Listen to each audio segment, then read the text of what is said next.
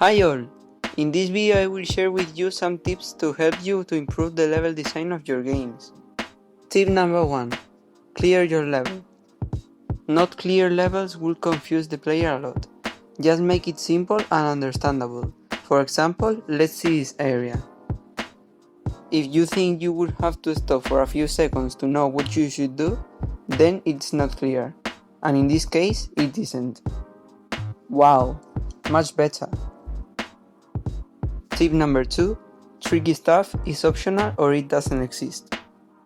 Difficult jumps can make the player stop playing, so instead you should make things easier to do or optional. But if the tricky part of the level is optional, then you should add something that could give some satisfaction to the player, like an item or something. Tip number 3. Teach the mechanics. At the start of the game, the player doesn't know what the mechanics and controls are. You can make a tutorial or play with the intuition to explain those things. This level of my game Color Dependent is the perfect example. At the beginning, you press keys on your keyboard and you realize you can move and jump. So then, you jump to the black platform and die. The level restarts and you touch the switch, making you black. After that, you jump again to the platform and you don't die. Tip number 4. Difficulty curve. In each level, you should introduce a new mechanic or challenge.